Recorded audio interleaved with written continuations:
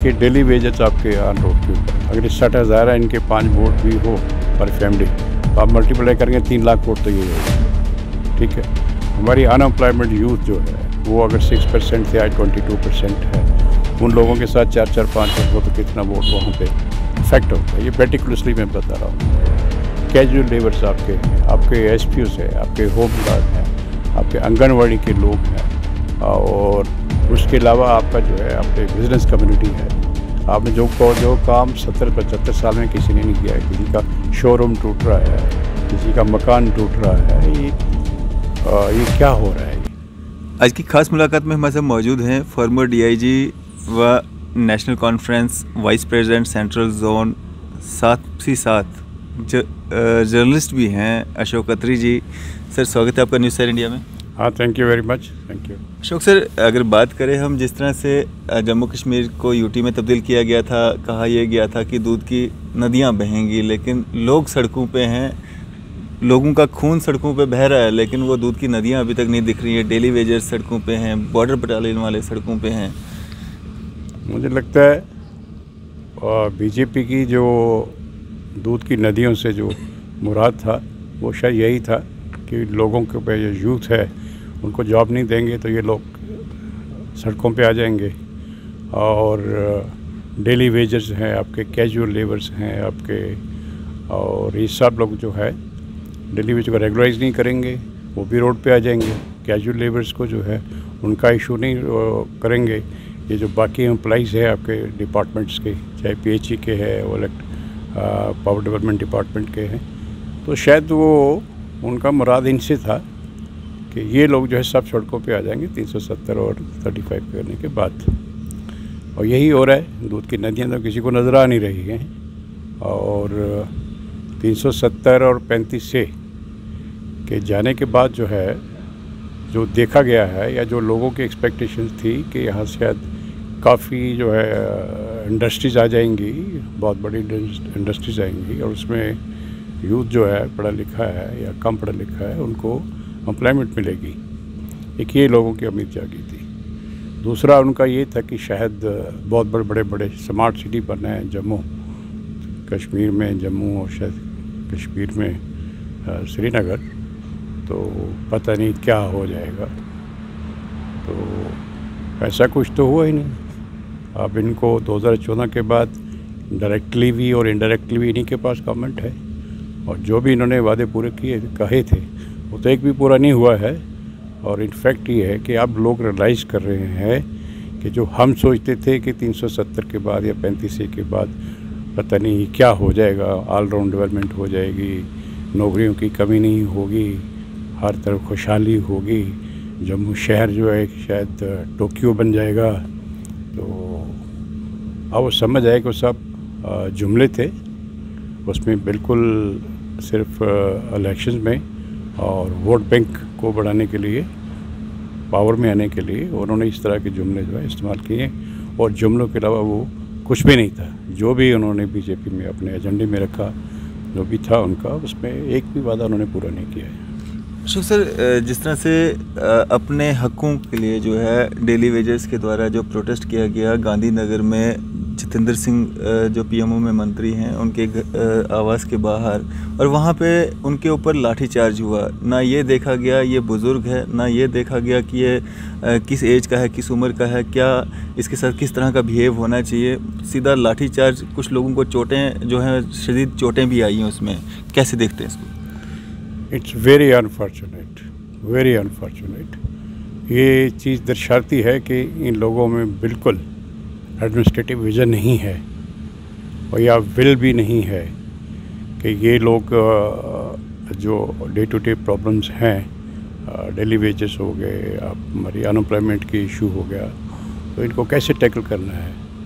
अगर कोई elected government होती, हमने देखा है बहुत बार, हम भी सर्विस में रहे हैं, ब्यूरोक्रेसी में रहे हैं काफ़ी देर, बहुत सी सिचुएशंस इस तरह की डेवलप होती थी, तो उसमें क्या होता था कि गवर्नमेंट का बड़ा पॉजिटिव एटीट्यूड होता था, और वही रीज़न था कि ये जो हमारे डेली वेजर्स हैं, ये 96 के बाद तकरीबन 60,000 के करीब लगे हुए थे ये, और क्योंकि वो कुछ पहले रखा इनको ऐसे ही कैजुअली रखा, कुछ क्या रखा, बाद में उन्होंने उनको एज ए डेली वेजर जो है वो एंगेज किया। 60,000 के करीब है। तो चाहिए ये था कि इसमें डेली वेजर्स जो हैं या कैजुअल लेबर्स हैं, इसमें ये लोग 26 साल से हैं एज ए डेली वेजर काम कर रहे हैं और हर डिपार्टमेंट्स में हैं। चाहे आप पीडीडी ले लो, पीएचई ले लो, जो है बड़े इम्पॉर्टेंट डिपार्टमेंट्स हैं, कह सकते हैं विंग है, जिनके बगैर थोड़ा से भी अगर ये डिस्टर्ब हो जाए कि लोग बाइक कट कर दें या स्ट्राइक कर दें, तो हुआ भी पिछले दिनों में पावर डेवलपमेंट डिपार्टमेंट के लोगों ने कुछ स्ट्राइक पे चले गए थे, तो सारा शहर ही जैसे रुक गया होता है। ये बैकबोन है, ये इन डिपार्टमेंट्स को चला रहे हैं, चाहे पीएचई है, चाहे पावर डेवलपमेंट डिपार्टमेंट है। तो और इनका ये जेन्युइन बनता है। 25-26 साल के बाद आजकल क्या बनता है? जो आप वेजेस दे रहे हो, आप वेजेस एक्ट लागू करना चाहते हैं, वो भी आपने नहीं किए। उनको लगता था शायद थोड़ा सा बढ़ जाएगा कुछ, तो रीज़नेबली काफ़ी होगा, जिससे रीज़नेबली काफ़ी होगा। ऐसा नहीं कि वो उससे गुजारा हो जाता है। इनकी फैमिली का बच्चे हैं, आजकल एजुकेशन है, फ़ीस बहुत ज़्यादा है। इवन आपने देखा कोरोना में स्कूल बंद थे तब भी वो फ़ीस मांग रहे थे। तो एक आम नॉर्मल ज़िंदगी गुजारना डेली वेजेस के लिए, casual labours for that matter, और मैं कहूँगा एसपीओज़ भी, एसपीओज़ कोई 18,000 में 5, 6, 8 मेंबर की फैमिली इस महंगाई के दौर में, जहां आपको 950 रुपये का गैस सिलेंडर मिलता है और पेट्रोल की जो कीमतें बढ़ने की वजह से जो है हर चीज़ महंगी हो गई है। तो उस चीज़ कंटेक्स्ट में हम ये कहेंगे जी 18,000 रुपये में एसपीओ गुजारा कर सकता है, मुझे नहीं लगता है, बहुत मुश्किल है। लेकिन उसको भी जो है उनके जो है टूवर्ड्स एसपीओ भी जो है वो बड़ा कुछ कैजुअल्स एटीट्यूड है। कैजुअल्स क्या, वो करना ही नहीं चाहते, उनको जॉब भी नहीं देना चाहते। मैं तो यहाँ तक कहूँगा कि बीजेपी जो है एंटी एम्प्लॉयमेंट है।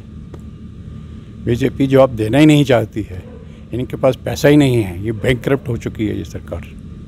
इन्होंने रिजर्व बैंक ऑफ इंडिया खाली कर दिया और करोड़ों डॉलर का जो है वर्ल्ड बैंक का लोन हो गया इनके पास, और तकरीबन 165 लाख के करीब जो है इन्होंने वो एनओसी जो होता था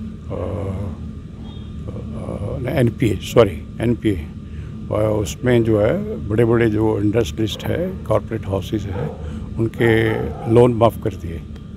जब इतनी बड़ी रकम बैंकों से चली जाएगी, बैंक सर्वाइव भी करते हैं इंटरेस्ट के ऊपर, और इतना माइनस हो जाएगा, माफ़ हो जाएगा, और गवर्नमेंट की तरफ से बैंकों को कंपनसेट नहीं किया जाएगा, तो बैंक इंडस्ट्री फेल होना लाजमी है।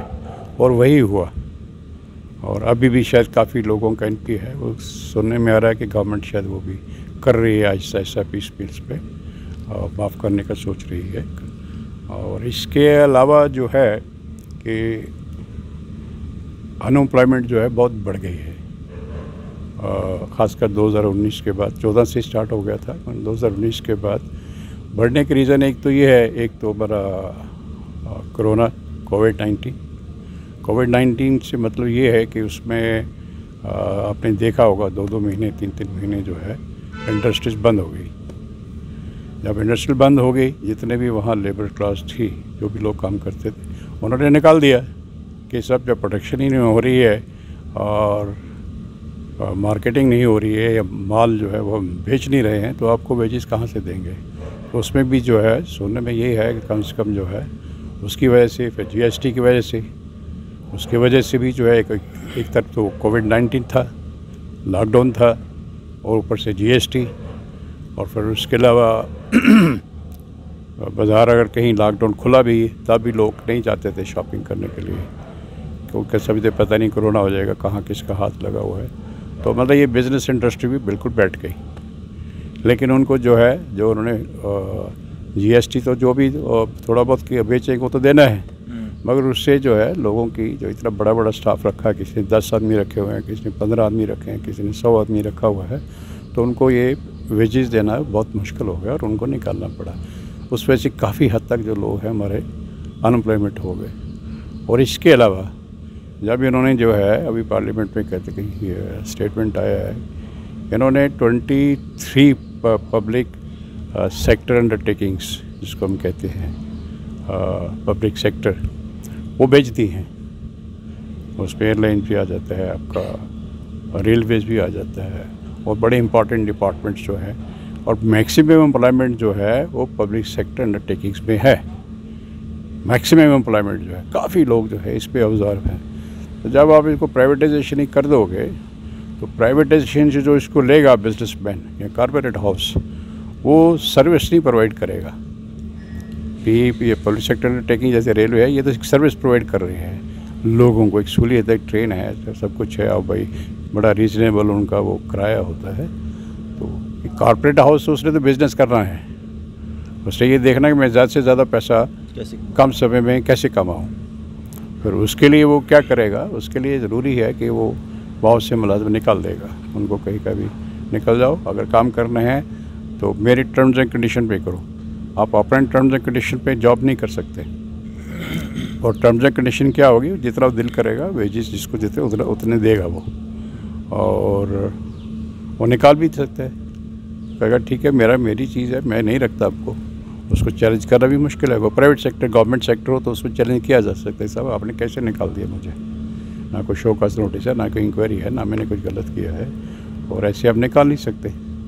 तो इन चीज़ों से लगता है कि जो मैंने कहा है पहले कि गवर्नमेंट की जो पॉलिसी है वो एंटी एम्प्लॉयमेंट है। Anti employment in the sense कि वो हाथ से तो अपने पब्लिक सेक्टर अंडरटेकिंग में जो है लोगों को आपने भेज दी 23 जो है, और कुछ और जाने बेचने के लिए आप तैयार हैं, वो आपने दे दी। उसके अलावा आपने ये जो है लॉकडाउन और GST, बिज़नेस इंडस्ट्री हमारी सारी बैठ गई, और जम्मू वाले एक्सपेक्ट करते थे 370 के बाद पता नहीं क्या होगा, हुआ क्या, यहाँ वेब माल आ गया, यहाँ भी जो है सारी वाइन शॉप जो है तकरीबन 70% जो है, 60% बाहर वाला जो है पौंटी चाटा ने टेक ओवर कर ले ली है, और जो यहाँ के 70% वाइन लेकर शॉप वाले थे वो लोग अनएम्प्लॉयमेंट हो गए, उनकी दुकानें छिन गई, उनका रोज़ी रोटी चली गई। जो उन्होंने मुलाजिम रखे हुए थे वो लोग अनएम्प्लॉयमेंट हो गए, उनकी रोज़ी रोटी छिन गई। तो ये पॉलिसीज़ इनकी जो है एंटी एम्प्लॉयमेंट है, एंटी, मैं कहूँगा एंटी पीपल है, प्रो पीपल नहीं। कोई ऐसी कोई एक पॉलिसी आपको नोटिस में है कि यहाँ बीजेपी ने लोगों के लिए ये काम बहुत अच्छा किया है। अशोक सर, अगर नेशनल कॉन्फ्रेंस जो है वो सत्ता में आती है जम्मू कश्मीर में, तो क्या डेली वेजर्स को उनका हक मिलेगा, क्या SPOs को उनका हक मिलेगा, क्या बॉर्डर बटालियन वालों को उनका हक मिलेगा? बिल्कुल मिलना चाहिए। मैं पार्टी की तरफ से या एज ए स्पोक्स पर्सन नहीं बोल रहा हूँ, ये मेरी पर्सनल राय है कि मुझे लगता है बिल्कुल होगा। बिल्कुल सिंपैथेटिकली इनकी जितने इश्यूज़ हैं इनको एड्रेस किया जाएगा। और आपने देखा होगा कि हमारे जो है पार्टी प्रेसिडेंट जो है former chief minister doctor Farooq Abdullah साहब ने भी पार्लियामेंट में ये इशू रेज किया है। उन्होंने कहा भाई खुदा के लिए ये जो बॉर्डर भर्ती के लोग हैं और एक डेली वेजेस का भी इशू उन्होंने रेज किया था पार्लियामेंट में, खुदा के लिए इनको देखो, इनके जेन्युइन डिमांड्स है, कोई आपसे गलत नहीं मांग रहे, वो कोई जो है उनकी बहुत जेन्युइन डिमांड है, उनको एड्रेस किया जाए। जब वो ऐसी बात कह रहे हैं एज ए पार्टी प्रेसिडेंट, उन्होंने पार्लियामेंट के on the floor of the house ये स्टेटमेंट दिया है, तो जब वो एनसी की गवर्नमेंट आएगी और 100% आएगी और लोगों में भी एक यही एक धारणा बनी हुई है कि आने वाली गवर्नमेंट जो एनसी की होगी, और उन्होंने फिर कंपेयर भी करते हैं और होगी ये प्रॉब्लम जो इनकी है अगर 100% नहीं हो सकती होंगी, मगर फिर भी जो है कि मुझे लगता है काफ़ी हद तक। इसके अलावा और भी जितने भी इश्यूज़ हैं कि वो पॉलिटिकल गवर्नमेंट को जो है अपनी एक थोड़ी वीकनेस होती है। वीकनेस क्या है कि ये जो लोग MLA या मेंबर पार्लियामेंट चुन के आते हैं, इनको कल दोबारा लोगों के पास जाना होता है, दोबारा इलेक्शन लड़ना होता है, और अगर वो काम नहीं करेंगे, बीजेपी की तरह झूठे वादे करेंगे और पूरा नहीं करेंगे, तो फिर वो लोग वापस दोबारा इलेक्ट नहीं हो सकते। अब जनता लोग अवेयर हैं, और वो ऐसा नहीं है कि अब एक बार कह दिया फिर दोबारा आएंगे वही बात करेंगे तो फिर वोट दे देंगे, ऐसा कुछ मुश्किल लगता है। तो पॉलिटिकल गवर्नमेंट की एक होता है, देखा है, ऑलवेज देखा, हमेशा देखा है। हमारे एनसी की गवर्नमेंट के टाइम में जो है 3.25 लाख लोग जो है उनको अप्लाइमेंट मिली थी। खाली पुलिस में ही मैं कह सकता हूँ कि थोड़ी सी बटालियन थी, फिर 4 बटालियन आई IRP की, उसके बाद फिर और 4 बटालियन आई करके जहाँ के 5-6 बटालियन होती थी, आज हमारे पास IRP की ही शायद 20 से ऊपर बटालियंस हैं। बिल्कुल। तो दैट वो एम्प्लॉयमेंट ही तो दी है गवर्नमेंट ने। तो इलेक्टेड गवर्नमेंट में ये इश्यूज़ पहले रेज ही नहीं होते हैं, ठीक है। अगर होते भी हैं तो जहाँ पॉसिबल होता है वो इश्यूज़ जो है वो एड्रेस भी होते हैं, और एनसी गवर्नमेंट ज़रूर करेगी। बिल्कुल करेगी, क्यों नहीं करेगी। अशोक सर, अगर बात करें हम जिस तरह से सईद मुश्ताक अहमद बुखारी साहब का नेशनल कॉन्फ्रेंस को छोड़ना, कहा जा रहा है कि एक बहुत बड़ा नुकसान जो है नेशनल कॉन्फ्रेंस को है, क्या आपको लगता है कि उनके जाने से कोई नुकसान जो है नेशनल कॉन्फ्रेंस को हुआ है? देखिए, बुखारी साहब को मैं अच्छी तरह जानता हूँ, बहुत देर से वो नेशनल कॉन्फ्रेंस के साथ जुड़े हुए हैं, बड़े एक सीजन्ड अच्छे पॉलिटिशियन थे। लेकिन पता नहीं क्या हुआ कि उन्होंने क्यों ये बीजेपी के साथ डाइस शेयर किया और ये कहा कि अगर हमें शेड्यूल्ड ट्राइब स्टेटस मिलेगा तो हम उनकी सपोर्ट करेंगे। ऐसा मैंने सुना है, देखा है सोशल मीडिया में। तो अब बुखारी साहब एक आम आदमी अब समझ रहा है, एक छोटा जो वोटर जो है वो इस बात को समझता है कि साहब इन्होंने जितने वादे किए हैं 2014 में हो, 2019 में हो, और वो तो एक भी पूरा नहीं किया। तो बुखारी साहब को कैसे इस बात का लग गया कि ये जो है ये लोग शेड्यूल्ड ट्राइब जो है वो और पहाड़ी स्टेटस जो है लोगों को दे देंगे। तो अगर उनको पता था कि झूठ बोलते कि नहीं देंगे तो उनको वेट करना चाहिए था। आगे गवर्नमेंट अपनी एनसी क्या नहीं थी उस वक्त, वो मैटर जो है टेकअप कर सकते थे पार्टी लीडरशिप से, आने वाले चीफ मिनिस्टर से, कैबिनेट में और बाकी कोलीग से कर सकते थे तो ज़्यादा बेहतर होता। ये पता नहीं कैसे कर गए है। वही नहीं, ये उनका ज़ाती मामला है, मैं कमेंट्स नहीं करता उनके। पार्टी को नुकसान है या नहीं? नहीं, नुकसान नहीं होगा, पार्टी को नहीं नुकसान होता। पार्टी को इसलिए नुकसान नहीं होता है कि पार्टी एक जो है बहुत बड़ी बात है, चीज़ है। इंडिविजुअल को नुकसान हो सकता है। इंडिविजुअल जो है कि अगर ये रहते पार्टी में और पार्टी कहीं से भी इलेक्शन लड़ा सकती थी इनको, अगर उन्होंने शेड्यूल्ड ट्राइब कर दिया सुन कोर्ट की कॉन्स्टिट्यूंसी को, कोई भी रास्ता निकल सकता था। आफ्टर ऑल पार्टी में इतनी देर रही है, इतनी उन्होंने जो कंट्रीब्यूशन की है, इतना उनका जो है योगदान है पार्टी में, तो पार्टी थोड़ा जब कल पावर में आती तो इनको इग्नोर करती। कभी नहीं किया इनको इग्नोर उन्होंने, आगे भी नहीं करती। तो अगर थोड़ा वेट कर लेते और अच्छा होता। अब आप ये कहेंगे जी कि अगर वो अब तो सीट तो शेड्यूल्ड ट्राइब या पहाड़ी स्टेटस नहीं मिला, अगर उनको शेड्यूल्ड ट्राइब नहीं मिला स्टेटस पहाड़ी लोगों को, तो फिर क्या करेंगे? फिर भी तो नहीं लड़ सकते। अगर वो शेड्यूल्ड ट्राइब डिक्लेयर होगी सुनकोट सीट है तो वो नहीं लड़ सकते इलेक्शन वहाँ पे। तो नुकसान फ़ायदा तो कोई हुआ नहीं ना। क्या एक मैसेज रहेगा आम जनता के लिए? जनता के लिए मैसेज जो है, मुझे लगता है कि जनता काफ़ी अवेयर हो चुकी है और जनता को जो है कैंडिडेट देखें।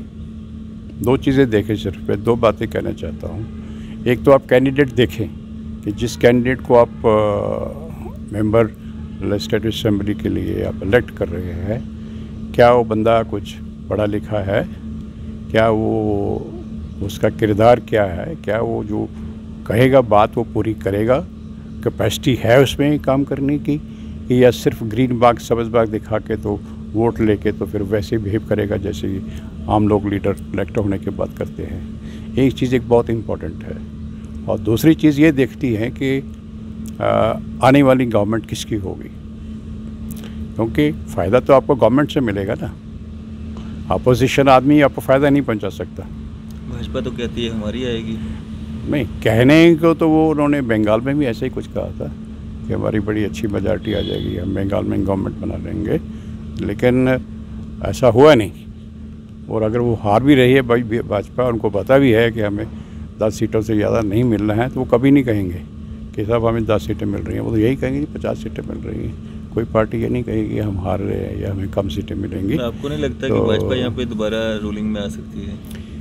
मुझे नहीं लगता है। जो लोगों का मूड देख के, नॉट बिकॉज के मैं नेशनल कॉन्फ्रेंस में हूँ, जो लोगों का मूड है, जो देखिए डेली वेजेस आपके ऑन रोड के ऊपर है। अगर ये 60,000 है, इनके 5 वोट भी हो पर फैमिली, तो आप मल्टीप्लाई करेंगे 3 लाख वोट तो यही हो गया। ठीक है, हमारी अनएम्प्लॉयमेंट यूथ जो है वो अगर 6% से आज 22% है, उन लोगों के साथ 4-4, 5 हो तो कितना वोट वहाँ पे अफेक्ट होता है। ये पर्टिकुलरली मैं बता रहा हूँ इनको। कैजुअल लेबर्स आपके हैं, आपके एसपीओस है, आपके होम गार्ड हैं, आपके आंगनवाड़ी के लोग हैं, और उसके अलावा आपका जो है अपने बिजनेस कम्युनिटी है।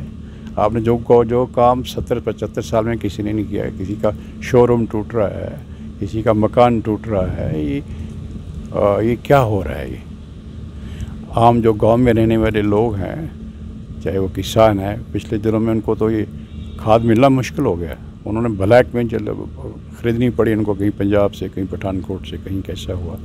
तो वो जो खेती बाड़ी पे जो लोग हैं तो वो कैसे खुश होंगे उनके साथ। और किसान आंदोलन में 700-750 लोग मर गए जो खेती बाड़ी से जुड़े हुए थे, तो किसान कैसे खुश होगा? इस गवर्नमेंट से क्या एक्सपेक्टेशन करेगा कि 3 दिन बैठे रहे गर्मी में, सर्दी में वो लोग। लेकिन ये है कि उनकी बात सुनी नहीं गई। आ जाके यूपी इलेक्शन आया तो उनको वो विड्रा करने पड़े। और मुझे अभी भी शक है, आई एम नॉट श्योर, हो सकता है यूपी इलेक्शन के बाद के कहीं दोबारा उसी पे बैक टू पेविलियन आ जाए, फिर से कहीं वो लेना एप्रीहेंशन है, कह सकते हैं कि होगा नहीं होगा, I don't know, but apprehension है ऐसे लोगों का कि हो सकता है कि शायद इलेक्शन के बाद, अब देख रहे हैं मीडिया पे काफ़ी लोग इस तरह के स्टेटमेंट दे रहे हैं कि शायद इलेक्शन के बाद वो दोबारा वो लाभ वापस ले आए। और उसके बाद जो रहता है आपका किसान इफेक्ट हो गया, आपका इंडस्ट्री इफेक्ट हो गई, अब बाहर के लोग आ गए, वेमाल आ गए, रिलायंस सोना आ रहा है, आपके वो विशाल मार्ट आ गया, आपका डी मार्ट आने वाला है, या बाकी लोग आने वाले हैं, तो ये छोटा मोटा बिज़नेस तो ख़त्म हो जाएगा।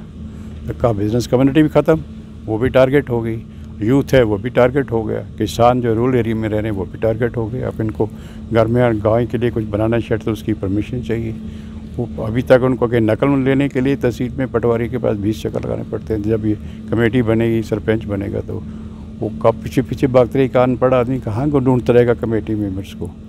वो एक की बात तो है नहीं, कहीं कमेटी से लेनी, कहीं से लेनी। तो मुझे लगता है यार नेसेसरली जो है एक करप्शन की विंडो खुल गई है। पैसा कमाने का एक जो है, जो भी लोग इसमें इन्वॉल्व होंगे उनके लिए एक ज़रिया बन गया सोर्स ऑफ इनकम का। और आम आदमी जो है इसमें से हरासमेंट होगी उसकी, वो परेशान होगा। तो जब हर सारे आदमी परेशान है तो फिर ये कहना है कि साहब ये लोग बीजेपी गवर्नमेंट बना लेगी, मुझे नहीं लगता है कि वैसा मुमकिन है। चलें, शुक्रिया हमारे से बातचीत करने के लिए, अपना कीमती समय देने के लिए। Thank you ji, thank you very much. तो ये थे हमारे साथ फॉर्मर डीआईजी व नेशनल कॉन्फ्रेंस सीनियर नेता अशोक खत्री जी। इसी तरह की मजीद अपडेट्स के लिए आप देखते रहे न्यूज़ 7 इंडिया। मैं फैज़ अहमद, कैमरामैन शाहनवाज के साथ।